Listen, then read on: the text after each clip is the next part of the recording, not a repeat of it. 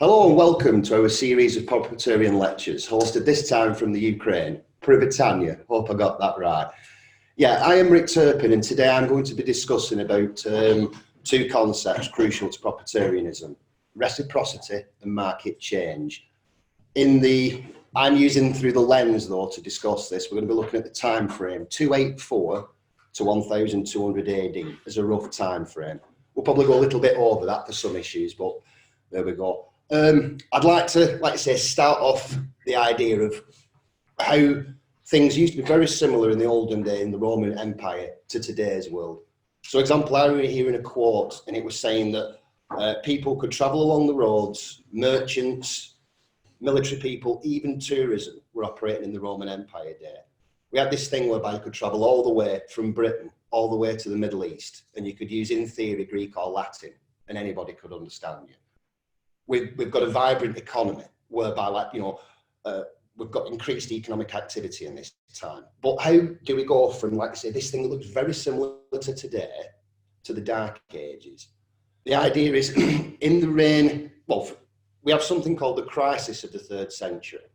What happens in this is barbarian invasions on the fringes of the empire begin really testing the ability for the government to raise taxes.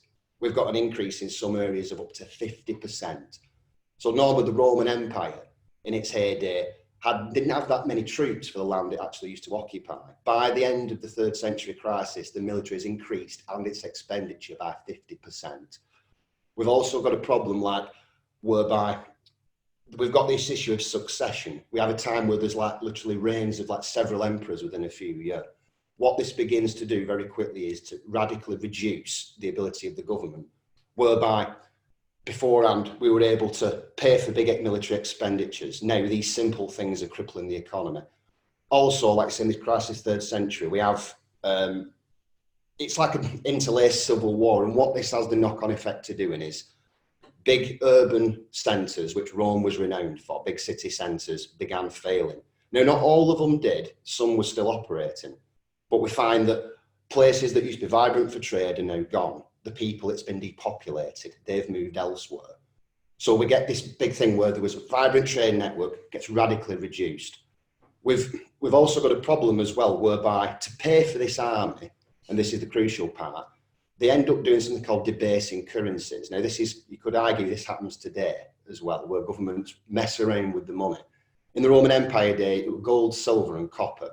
And predominantly silver was the way of paying people. The government found it pretty profitable because of the expenditure, just to cut the coins a bit, reduce the quality of the silver. Eventually we get a problem whereby at the time it seems fine, but then someone will notice, somewhere along the production line, someone will begin figuring out the money's not worth the same. So what begins happening in Rome, any money that is left, so example, the case in point of let's say I'm selling you tomatoes. If the price is constantly changing, and remember, like you said, the only tomatoes I can provide for you will be the least quality ones. Yet in a black market, I can get you the better ones for a little bit more. So what begins happening is people begin hoarding the good money and in turn selling bad product, because that's the only way of balancing this. What begins happening as well, so that's like a little bit of why the economy is already a bit shaky now. What also happens is the restructuring of the Roman Empire under Diocletian. It goes from being governors, people who are capable administrators, to then, because of the barbarian invasions, we've also got, like you said, this interlaced civil war in the Roman Empire. It becomes militarized. So we go from, like I say, governors having the final say to where now it's the military guys, the general having the say. One of the aspects of this economic knock-on effect of currency not being worth anything as well is that as time goes on, eventually money actually just becomes defunct in many an area.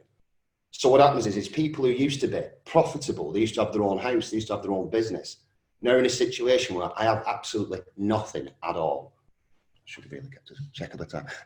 Absolutely nothing at all at the end of it. What happened is that people then began, how would you call it now, seeking a patron was the only way of surviving in the Roman Empire.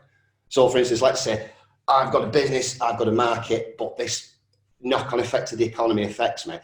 I'm going to be left with nothing. So what do? I have to then go to a villa or to a Roman soldier who's got the ability to provide for me. and then I will pledge myself to him in the sense of, right, I will work for you, you'll provide me with a house, and I'll work your fields. So example, you had sharecropping, whereby, and it depends, some people are saying it were 1/10 you give to the Lord, other times in history it seems to be over half you're giving. This is also, so that this is like, in a sense, it's called coloni, is the Roman terminology, and it's not like we think of a colonist today going out and settling new land. These people would like live, there'd be like a villa or a central location, a fort. People would congregate around it where they didn't normally. So they'd moved from the depopulated cities and then to the rural areas.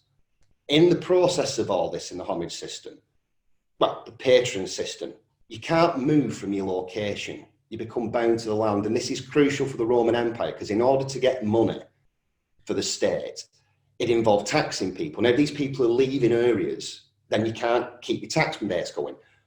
We also find as well is in order to stop people from moving, they even make trades hereditary. So if I'm a carpenter, my son will have to be one. And likewise, we can't leave this area unless we pay an exorbitant fee to release us from his land. Like I said, this is the beginning of what we seem to see in the later period of the Dark Ages. This is serfdom beginning. So there's two ways of looking at it. There's the Roman angle of where the original kernel began in 284. And obviously it develops over time.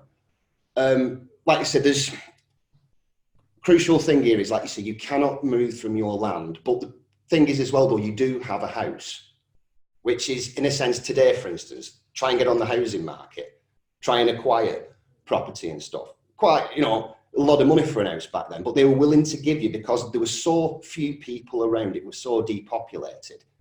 Land became worth less than goods. So I've seen extracts where someone were paying for a donkey or a mule, and they were literally willing to trade a vineyard for a donkey. Now, can you imagine that today, audience, whereby like your house is worth less than your car, or it's worth less than a horse or something? It won't happen. This imbalance in the system because of depopulation and being tied to land makes it so whereby, like I say, land isn't worth that much, but the actual move, because example, the word in feudalism, the raw word of it, means transferable money, and that originally meant cattle.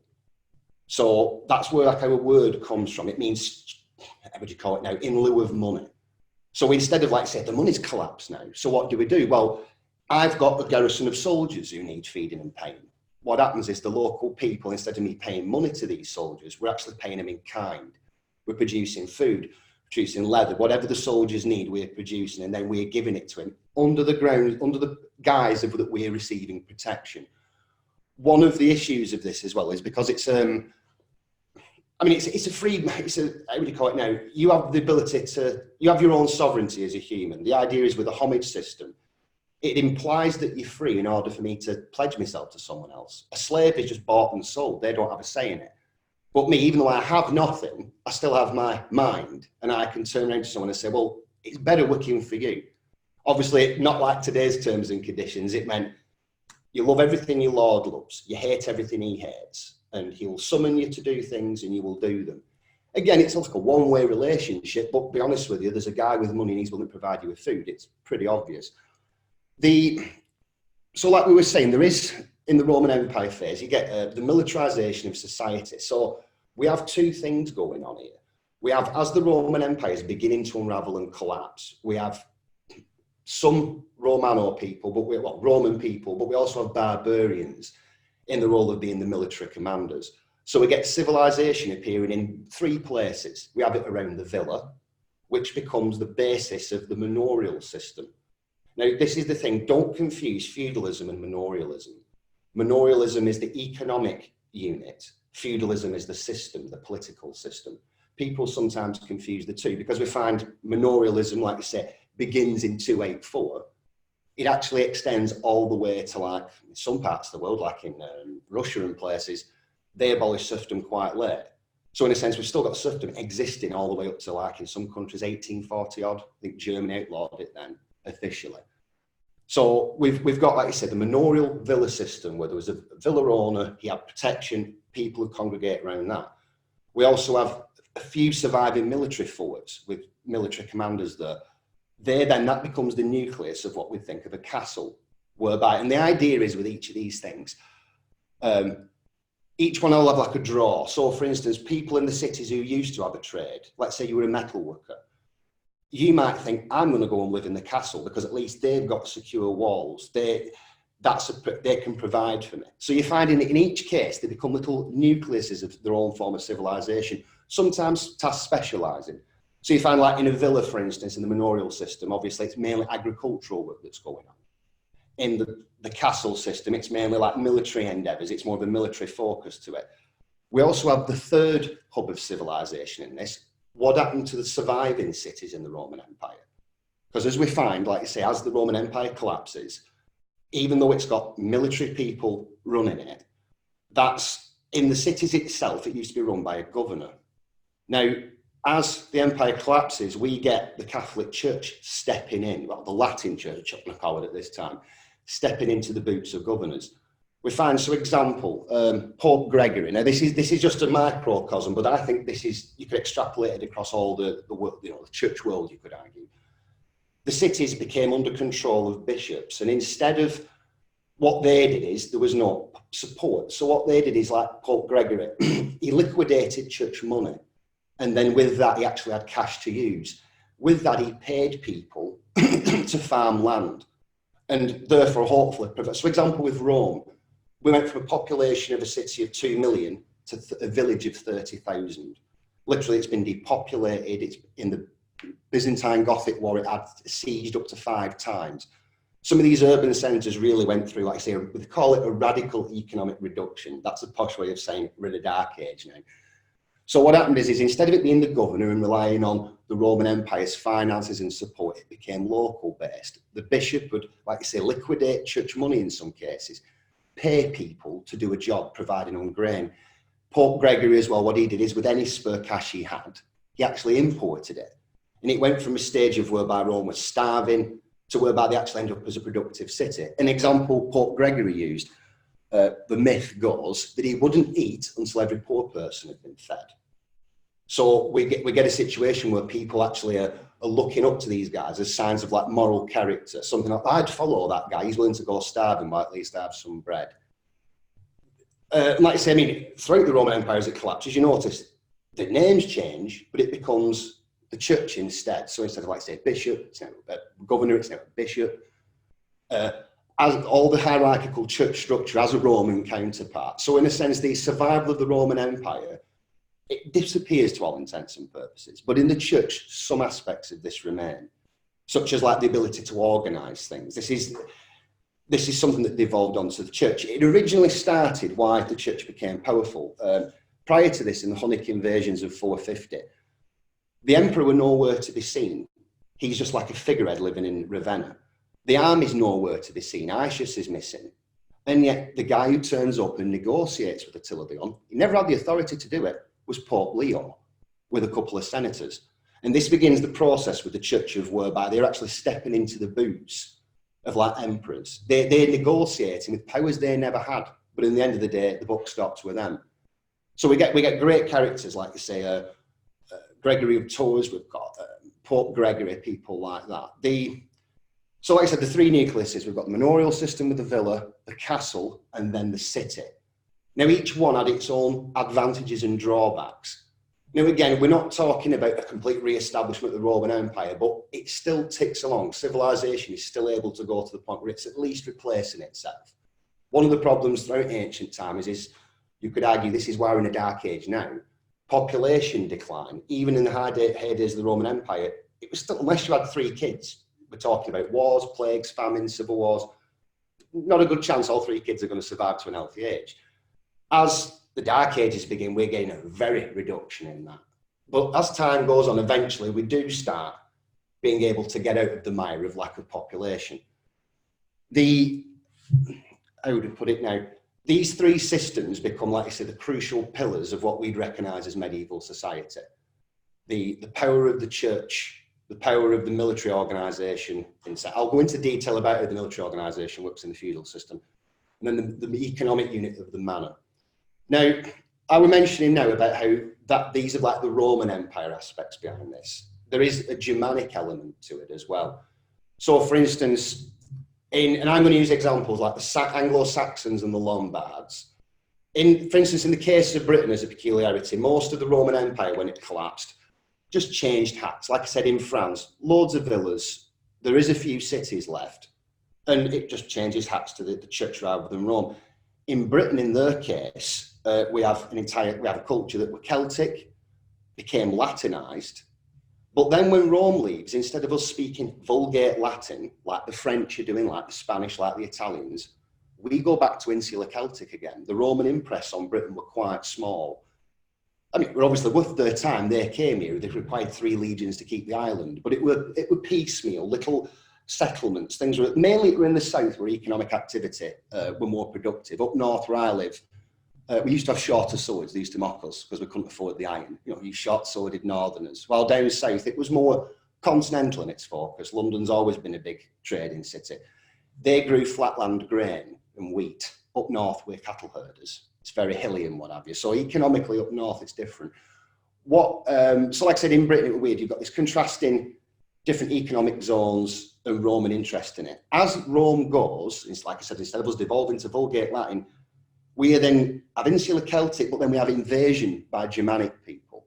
Now, even though we know there's similarities between Celts, even Mediterranean people, the Italians and Celts are closely linguistically related. They just went down very different cultural routes. The Germanic world, it gives us a very good insight into how bad things must have been for them.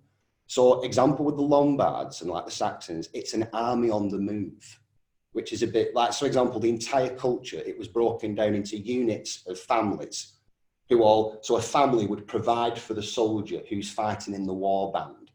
Now, in these Germanic cultures, the king, even though obviously has power, he's just the first of the war band. Because in German culture, what we have is we've got the men of the spears. Now, what this means is it's anybody in our world, in the Anglo-Saxon world and the Lombard world, a free man were denoted by the fact he could carry a weapon, which made a big difference. Because like I said, the difference between slave and free meant I can have a weapon and I can choose what I do with my time. You know, I might be serving a king, but I'm choosing to do that. I'm not compelled to do it. In the gathering of the spears, what they did, and I think this is in the Anglo world, you could argue, I think this is the kernel, the beginning of what we could argue as a constitutional monarchy. Because what they do, the men of the gathering of the spears, they would select, now usually it's a guy of a distinguished lineage, but every time, even if there was a war, an assassination or whatever, this guy, whoever did it, had to come to the men of the spears and say, do you consent to me ruling it? At which point they do something that they get a shield and a spear and bang it. Now, you might think, so what's that got to do with it? Today in German culture, and you even get it like we all go, we clap when we show approval. But in Germany, sorry, microphone, they bang on a table. And this is, what the Germans are noticing, it's a link to the men of the spears. It's still strange, like I said, thousands-year-old cultural holdover. The way the world would, like I say, broken down, slave and free, there was the culture that we're talking about. This isn't like, I hate to use the word barbarian, but anybody who's a European from the north, let's face it, we are barbarian stock. This was a vicious world. It was a world where obviously war was always at the forefront of the mind. Example, the legal system, if we have a look at it, we have a concept called the Wehrgeld. Now, this is obviously the Bible also has a form of compensation. Celtic law under Brehon law had compensation. The concept, so most Indo-European groups had it. The idea of this was it mitigates violence because we're talking about families who have the right of feud, if I, let's say, kill one of you guys, it's your family's job to kill me and my family. And then the problem is one of them will take exception and it begins this horrible cycle. In order to break this, we put the price of violence as extremely high to be cost prohibitive. So if I think of killing a man, I'll think twice about this because it's going to lead to economic ruination for me, maybe even enslavement, because the way it worked is, and we used to have this concept called Indentured Servant. If I don't have the cash, and this is the concept of being free, I can become a slave if I want. Now, the idea in the ancient world, it was usually time limited. So, for instance, whatever debt I incurred, I would pay off. The Wehrgeld concept, like I said, its meaning means man's money. man's value. But it's not just men, it also means animals, women as well even. So what we find in the Lombard world, and again, it's the, again, I like using them as the example, they're like the Italian Germans. They're the Germans who invaded the Italian peninsula, like say, while the Anglo-Saxons invaded England. I mean, the Burgundians are the same. There's a commonality between all three cultures. I can kind of look at one and see our traits in them all. In the Wergeld, specifically to women, I find this interesting. We're always assuming in the ancient world, women were valued less, or they had like less of an importance. Opposite to that. If I killed a woman or assaulted her in the Lombard system, Lombard law code, I would be susceptible to more fines than killing a man. What's that about? Well, if we think about it, it only takes one guy, like Charlemagne, to sire most of Europe's families, if you think about it. Anybody who's a European will have a descendant of Charlemagne. But women, they're the only people who can make soldiers, baby makers. So in a sense, even though the culture has a lot of spiritual prohibitions against women, so one of the aspects in Lombard culture, this is the thing, if you read the Bible, witchcraft, it's no different than anything else. It's a death penalty, yeah, but it's only the same as adultery, homosexuality, fucking blasphemy even. Why is witchcraft so bad? Reason is because in the Lombard culture, they said a woman could steal your soul. She could do some spiritual misdeeds to you.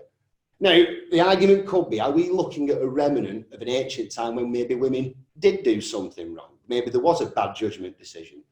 But in their culture, even though killing a woman is worth financially bigger penalties than a man, they still have this idea that woman potentially could be a witch, could do something bad. So we get this thing, that the idea of like witch burnings and like, oh, the church is responsible for this. No, it's strange, it's a bit of a paradox. The church were kind of like, same as any sin in our book. But the Lombard Germanic culture and Anglo-Saxon, there is this idea that women can do some witchcraft, do some mischief. This becomes quite ingrained in our culture. And again, it haunts us back in the days of the extremes when we have like fucking witch burnings. In the, even as late as like 1600 in America and stuff in Salem. We're still ending up with these like, even though the church ends up backing the idea, it's really a Germanic one in its concept. Yeah, it's, and again, the feudal system, how did, so example, all the things that we see, for instance, in like Christian version of prayer, I put my hands together. That's not how the Bible says you pray. If you read the Old Testament, it's supposed to be like Solomon, like that. Or it says you go in a closed room and do it. Now, admittedly, because we were discussing this yesterday with other people, yeah, there is an Indo-European trait of doing that as submission. But what we find is that symbol, where does that come from? So example, let's say I'm doing the pledge. Let's say I want to become that man's guy. What I do is I kneel down, put my head like that and my hands like this. Now the idea is he can snatch both my hands and cut my head off instantly. It's the ultimate symbol of submission, the ultimate symbol of trust. What they did is, so you put your hands together, he grabs them, and if he does knight you, he either kisses you on the cheek or he touches you with a twig. It eventually became a sword as time went on. This, so in a sense, our whole Christian version of prayer and the idea of where the homage comes from, it's again a Germanic trait, and it showed the dominance of the man and it showed the submission of the vassal in doing this.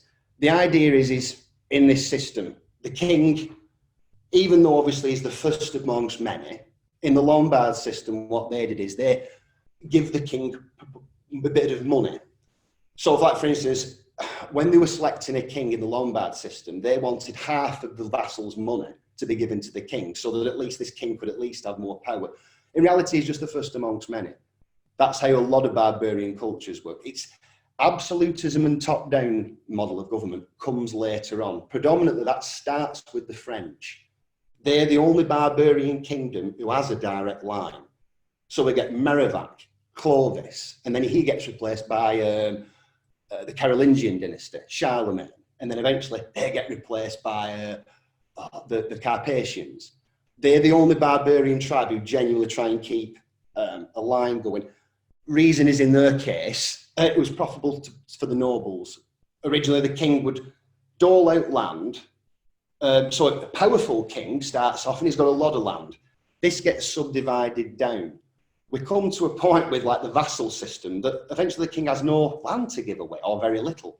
And then you find out the people he's given the land to, it becomes hereditary. So one of you guys, here, you take that square mile down the road. but that'll never be mine again. Even though in theory it is mine, it becomes given to your children. This then, again, it gives you an incentive to build up the area. You know what I mean? If it's not my property, why would I invest in it? So you find in Europe all these little parcels of competing areas whereby, because it's theirs, they end up investing in it. This has the problem, though, of weakening, especially with the French kings. It gives them a very, what starts off as powerful kings, radically restricts them. We end up with the case of Charlemagne. We have the last king of France, the Merovingian dynasty, being having his head shaved. In Frankish culture, long hair was a sign of, it's also a symbol of being free. I've got various theories on why I think that is. So, for example, like in Frankish culture and Lombard culture, you pull a man's hair with one hand, that's like, not manslaughter, but like, well, there probably wasn't an intent there. You grab a man with two hands, that involves a serious penalty. So what happens in France is we have Merovingian kings, long hair, who end up being tonsured. That's one of the things in the church, like, what's the tonsure about? That's a sign of submission, cutting your hair off, and especially amongst barbarian tribes. If you do go into the church, that shows ultimate submission, that you're willing to cut off a symbol of your freedom and live like that. Now, that's how the Carolingians got rid of the Merovingian dynasty, just made them into monks.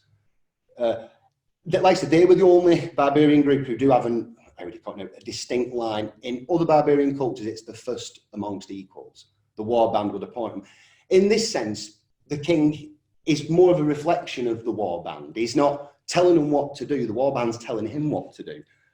This, I think, this appears later on in Britain, for instance. We get like the Anarchy period. We get the Magna Carta period, where the lords begin wanting more of a monarch. And then this eventually, I see it as being like a parliamentary system, whereby in Britain, we're a constitutional monarchy. The king doesn't rule unless we consent to it.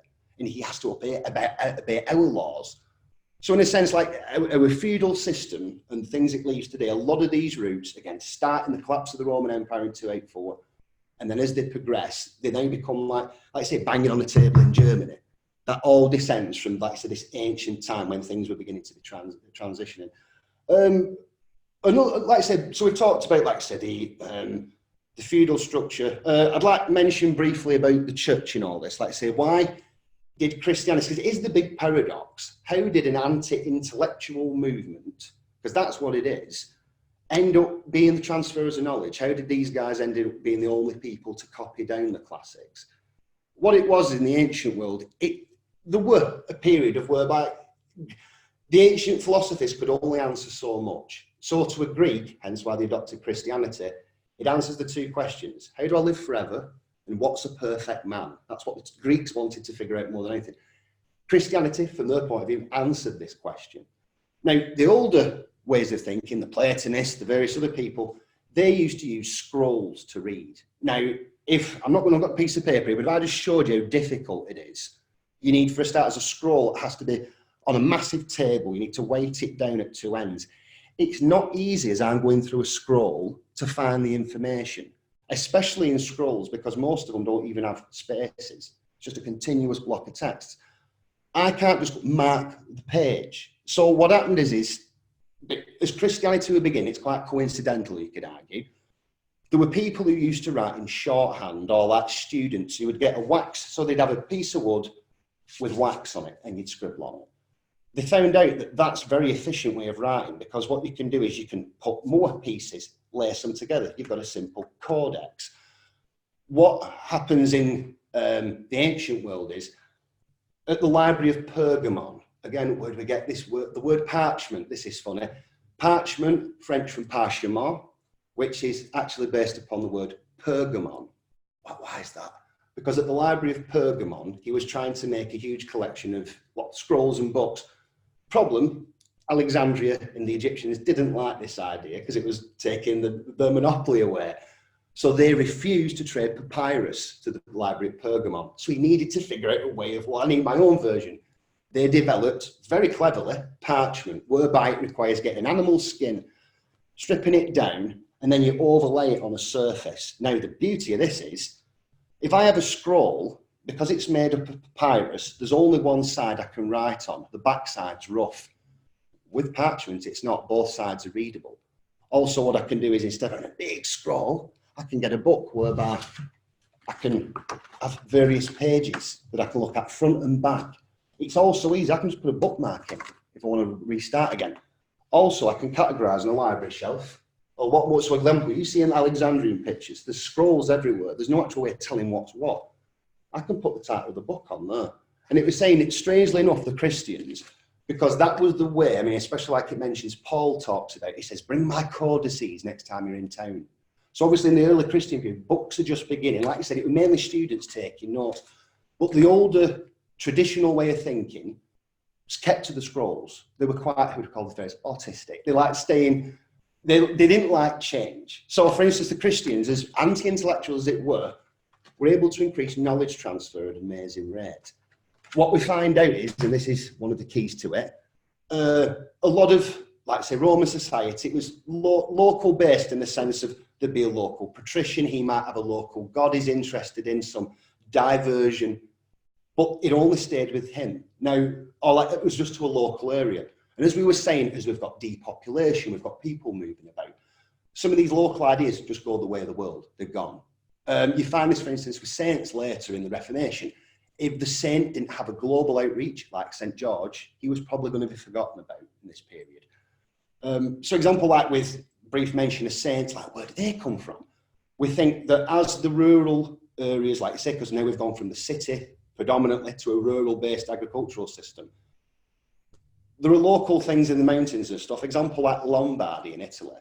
If you go, I heard this off a scholar who were dealing with it. He said in the early 20th century, men in northern Italy and Lombardy would walk past a tree and take their hat off and doff it. What's that all about? They used to be tree worshippers. Yet that's not far away from like Rome. This is like Italy where Catholicism began.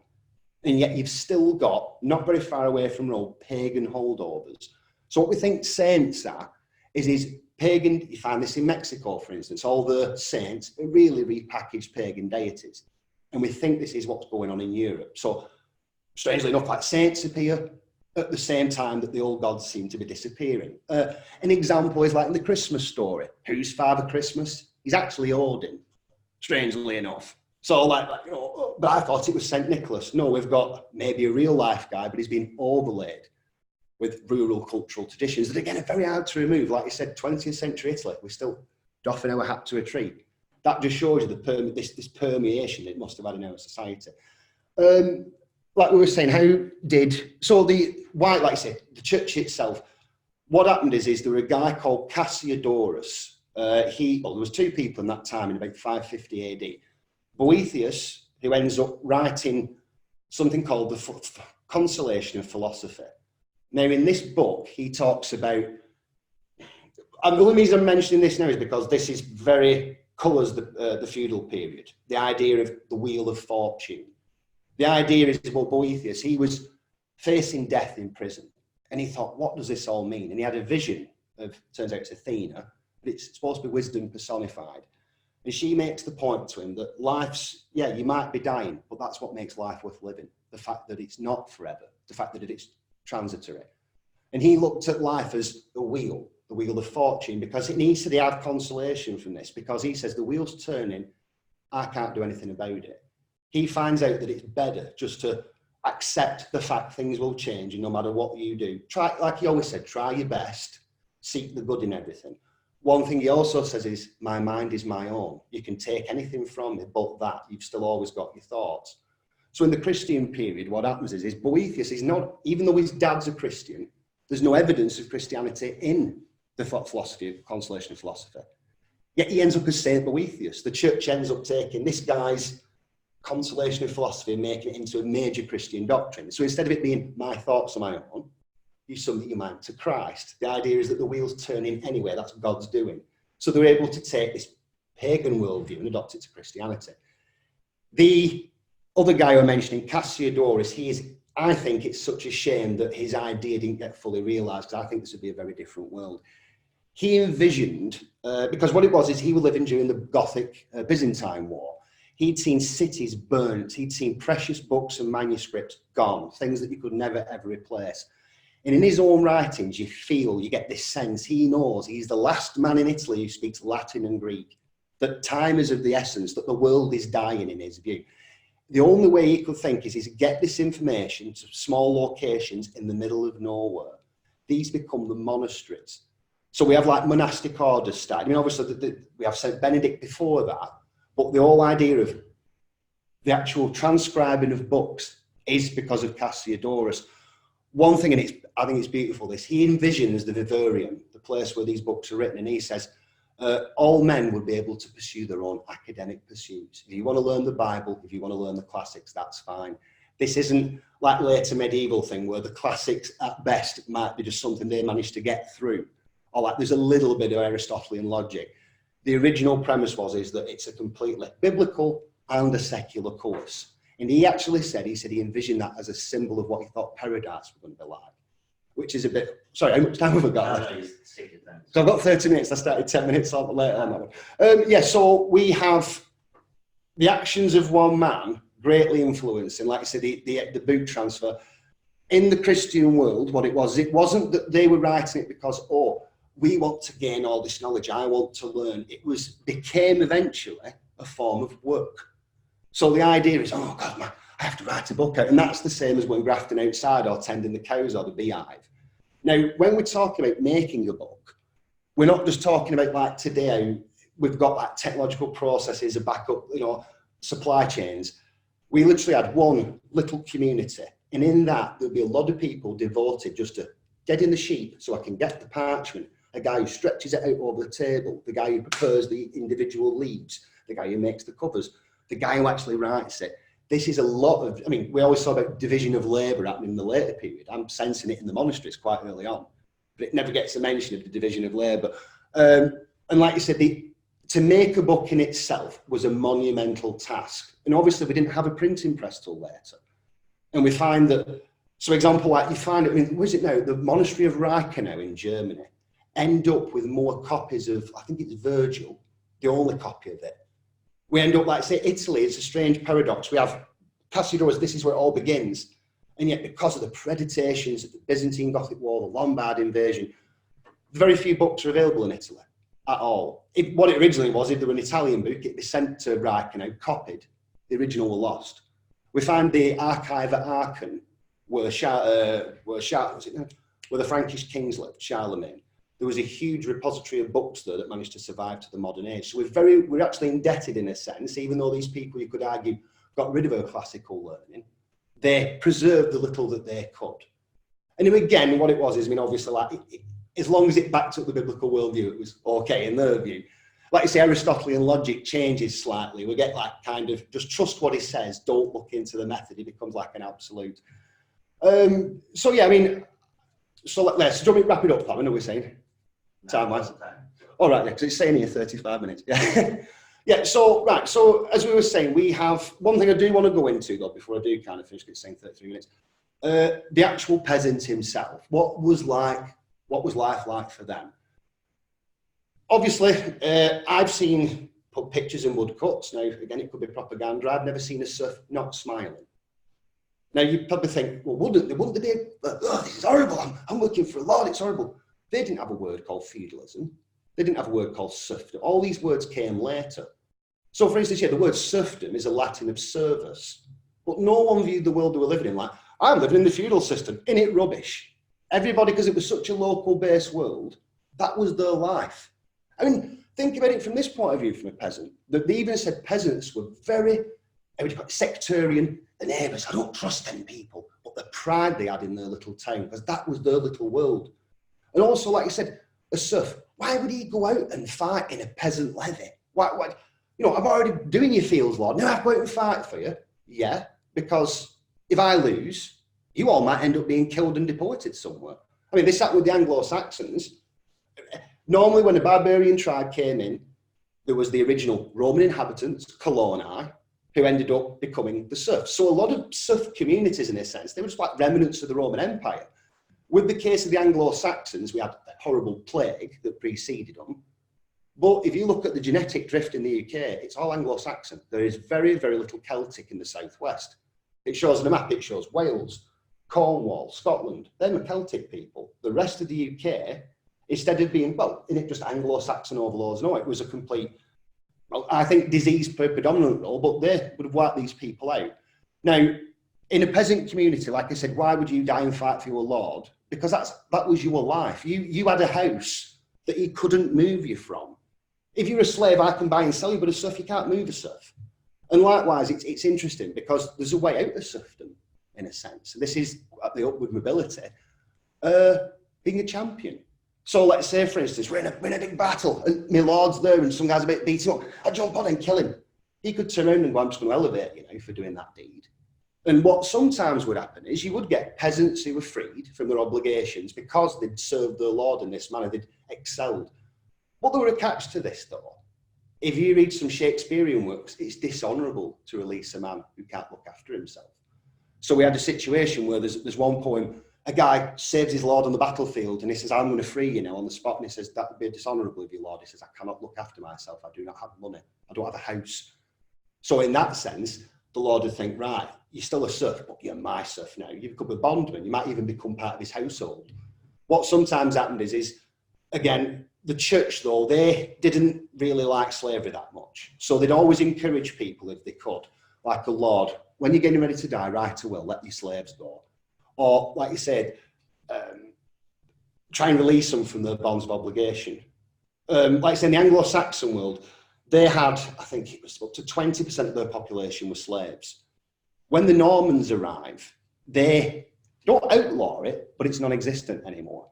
It's either you're a serf, because slavery, like I said, the church didn't like it. The Anglo-Saxon world, the church were more insular. It wasn't as connected to the continent as it was in previous centuries. The Normans brought them into alignment, and one of them aspects is that we're thankful the Normans were slavery got more or less outlawed, but serfdom remained the status quo all the way up till Queen Elizabeth in 1534 or 1532. She says, yeah, we're now formally releasing all serfdom feudal obligations. It still exists, the manorial system, and it still exists in Scotland as the colliers or the cotters were eventually, like I said, everyone had their own house and a piece of land. They did clearance acts where they said, well, no, you have to have 4 kilometres of land to qualify as having a house. A lot of people didn't. So people managed to get around this. So even though it was formally abolished, it still existed in forms. And then eventually the death knell was the Enclosure Acts. Now, this is the thing. Western Europe starts off free, ends up serfdom, becomes free again. The opposite happens in Eastern Europe. And someone asked me about this, said, Rick, we need a deep dive on it. So I tried my best. It turns out that there was, like I said, the Mongolian invasions didn't help. So what we had is, example, in Poland, we have a third of the population murdered or exiled. And we've got nobility. They've got land, like we said in the previous bit, we've got more land than people. We need people. So what did they do? Import Germans. And this gave Poland a bit of a crisis of identity, because it's like, are we Polish, are we German? Technically we've got a Polish minority ruling a German population. They think that's one of the reasons in Slavic countries that serfdom were really put, how would you call it now, amped up, because we have to get we have to unify around something. But these people have left to their own devices, they're German probably. We also have, as we've already had the Black Death and everything, we've gone through that period in the 1400s. We then start actually increasing populations back to the Roman level. We get Italian cities where they're full of people again. These people need feeding. And we haven't got, like I say, in the previous thing, we had agricultural systems. All these people, once the Black Death happened and the Great Plague, well, there's like, let's say you had a peasant community of 100, there's 5 of you. You can't even work the land anymore. I'm actually going to go back to a city now and ply the trade I've got. Hence why it's, like I say, it's strange. We have the Roman Empire, people left cities to the rural areas. After the Black Death, we have people returning back to the cities. This then led to population increase and need of food. What the Slavic countries got lots of? Grain and wheat. So what happened is for their nobility, it became profitable. Enslave your population and sell the grain to the West. And that's one of the reasons why in Slavic countries, serfdom ended up, like I said, well, we were enslaved, they were free. And it's almost like the mirror opposite of Western Europe. But that factored in, because of our success, the nobility of the Slavic countries took advantage of this and thought, well, there's money to be made, but in the process, people didn't fare too well. Yeah, we're about 40 minutes mark. So yeah, in conclusion, all this, like I said, we've been all over the place, but hopefully I've tried elucidating where some of our key cultural points come from. One thing I would like to mention is I think we're looking at this today again. I think we're looking at a situation whereby We've got population decline. We've got like some cultures whereby we're not getting replacement ever. We've got a situation where money isn't, I mean, now we've got cryptocurrency now and things. Remember the Dark Age people didn't, but we're in a situation where money might end up collapsing, might end up whereby the dollar is worth nothing. How do I pay people? Example, in the Roman Empire, soldiers needed money. And sometimes if they weren't paid, they'd leave. Now, the only times they'd stay and fight, like the King Arthur legend in King Cole, is if someone married a Brit or had an incentive to stay. It's like, well, actually, I've got a villa and property here. But more often than not, Romans have got, I'm going now. I've got a family I have to look out for in Italy. I'm not staying here. There are an instance in Austria whereby on the Austrian border, there were a military force. They sent back one of their guys. They said, we've not been paid in a month. Where's the money? Sent him back. Turns out Roman Empire's collapsed. Now, imagine this today, like the US Army in the field. Like, just stop paying you. What would them guys do? Would they come home? Would they stay? Would they form their own statelets? Would they become warlords again? We're obviously like plague and famines and stuff. We're in a period now whereby because of antibiotic use, plagues are presumably going to be on the increase. Now, the only difference with the Dark Ages that actually makes us less off better than them is that very few of us today are farmers. In America, we used to have a population whereby 90% were involved in farming. 2% today. Staggering. So even if we did have a systems collapse, we did have money going out the window, we have a militarization of society, I think we'd feel worse than the Dark Ages. And another aspect to it, the intellectual part behind it. Like I mentioned, Cassiodorus, the last man in the Italian peninsula to speak Greek and Latin. Imagine if one of you guys around the table like, was the last man in your country to know 2 languages. You know English and your own tongue. Like you can speak English. Imagine if you were the last people in your countries to do that. So we have a sad situation whereby like Isidore of Seville and Alcuin of York are classed as the cleverest men in the planet because there's no one else around. And in all this, never discount personal effort because these men knew the cost of what they were doing. They knew if they didn't do this, it would get worse. So like I say, if you're a clever person today, keep this in mind because, you also find like in the past, intellectuals were persecuted frequently throughout the past. We're getting that again now. Whereby, like, if you're at university, you say something that's true, if it doesn't agree with the political correct narrative, they'll throw you out. You could argue book burnings.